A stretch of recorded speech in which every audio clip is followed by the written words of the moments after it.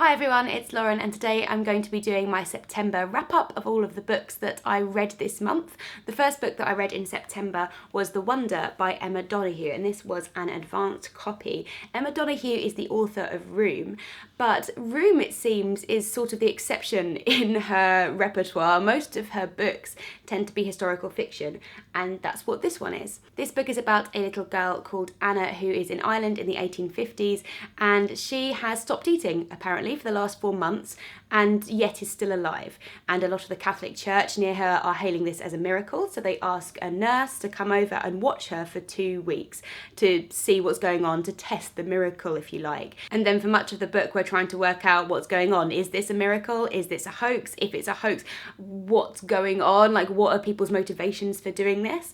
And it's quite interesting. I did really enjoy it. Nearly all of the book is set just in this house with Anna and the nurse, which could be quite slow because it sort of continues in a very similar pace. And yet at the same time, I found myself reading this, I really wanted to know what was happening next, and I wanted to uncover what exactly was going on. So I found it very, very readable. And it's also about something in history which I had no previous knowledge of. So this is inspired by around 50 fasting girls in Western Europe who proclaimed at various times that they could survive without food. And some of them had religious motivations, some of them didn't. So it's also a very interesting look at that phenomenon and the kind of book really that I don't think I've come across before. The next book that I read was a graphic novel, or I say graphic novel, it's actually not that long, and that is Take It As a Compliment by Maria Stoyan. This was a pick for Jean's Feminist Orchestra book club a couple of months ago, and I knew that it was about sexual harassment, and although I missed it when everybody was reading it, I knew that I wanted to get to it at some point anyway. This is 20 separate stories, and the artwork and the style of art is kind of different in each story, and I really liked that technique. I think it meant that each of the stories were really engaging in different ways, and through the art it was able to be sometimes beautiful but also obviously very shocking and hard-hitting, and I really liked the overall structure of the book. I don't think I was prepared for how much this book was going to affect me, because like I say, I knew it was about sexual harassment, but I thought that was going to be more everyday street harassment, that sort of thing. And this kind of spans from people being followed home on the bus all the way up to full-on, abusive relationships. And it actually I found it very shocking, which obviously is the point, and quite upsetting at times. And it's as much about the actions happening to people themselves as it is about the victims of this harassment either feeling embarrassed about speaking out or not being believed when they do tell someone about their experience. So overall, I guess I was impressed by this book rather than I enjoyed this book, but I think it's important, and I'm pleased that it's out there. I'm pleased that these stories are being shared and being heard. The next book I read I really enjoyed, and that was The Girl with All the Gifts by M.R. Carey, and I read this because I was invited to a screening of the film a couple of weeks ago. This follows a young girl called Melanie, and I will just read you the blurb to give you a sense of what's going on. Every morning, Melanie waits in her cell to be collected for class. When they come for her, Sergeant Parks keeps his gun pointing at her while 2 of his people strap her into the wheelchair. She thinks they don't like her. She jokes that she won't bite, but they don't laugh.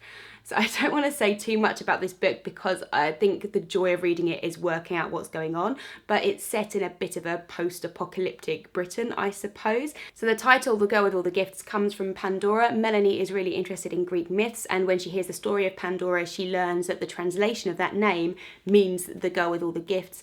And the theme of Pandora is woven in throughout the novel. I think it works really well as a theme, and overall I think it's structured really well and it comes together really well at the end. This is the kind of book that, it's not fast-paced as such, but it's like I couldn't stop reading it and I couldn't put it down because I wanted to know what was happening next. And with those sorts of reads, I think the ending is really, really important because things can sometimes be tied up too quickly, I find, or things are too convenient. And I think the ending was just done so well here, and I thought it worked really well, and it just didn't feel rushed at all, that I just was so impressed with it overall. And I think it's a really accomplished novel, which is also really fun and really readable. So like I said, I also saw the film of this starring Glenn Close and Gemma Arterton, and I really enjoyed it. It's a bit more fast-paced than the book. They obviously cut out some things to make it all fit into the film, and as someone who'd read the book, I found that fine because I guess I had the information that was missing from the film, and I thought the pace of it worked really well. I thought it was quite thrilling. I mean, it is quite gory, but I thought it came together really well. I'm not sure if you hadn't read the book, if you would have the same experience with the film, because like I say, they kind of cut out a lot of extra superfluous information. But overall, I thought it was a really good and really stirring film, and the young girl who's playing Melanie is really good. So yeah, I think I would recommend it. I would probably recommend more reading the book before you go. And my final read of September, finally, I finished Moby Dick by Herman Melville, and I am so pleased. As you probably know, this book is about a crew on board a whaling ship. The captain of the ship, Captain Ahab, has lost his leg previously to the famed white whale Moby Dick, and this is sort of a vengeance mission to go out and hunt the white whale. I don't know how I feel about this book. I don't know whether I loved it or hated it. It was just so hard. So the writing I found very beautiful. I really liked some of the narrator's musings on life and existence, and some of the sentences were just gorgeous. However, the beginning of the book and the end of the book are quite plot driven.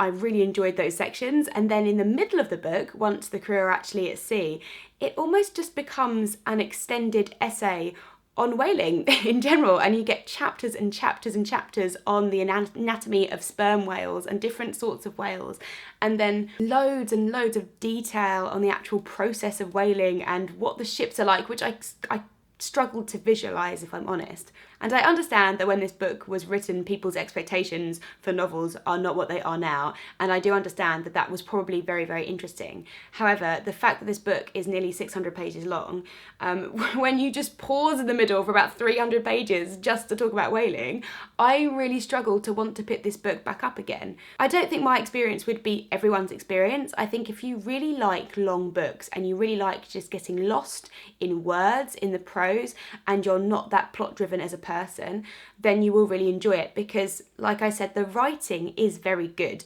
For me, it became a bit of a slog and it became a chore, and I just wanted to get it read, and that's not something I enjoy. I don't think that's something any of us enjoy. But like I say, I enjoyed reading it. I'm pleased I read it. The reason I was reading it is because I'd picked it to be as part of my page to screen project. So now I have to watch all of the adaptations of Moby Dick before I get that page to screen episode up. And I'm actually really looking forward to that. So thank you for watching. I would love to hear from you if you have read any of these books. If you have any opinions on Moby Dick, you know, throw them my way. You can subscribe for more videos if you like by clicking the red subscribe button just under the left-hand corner of this video, and I will see you next time. Bye!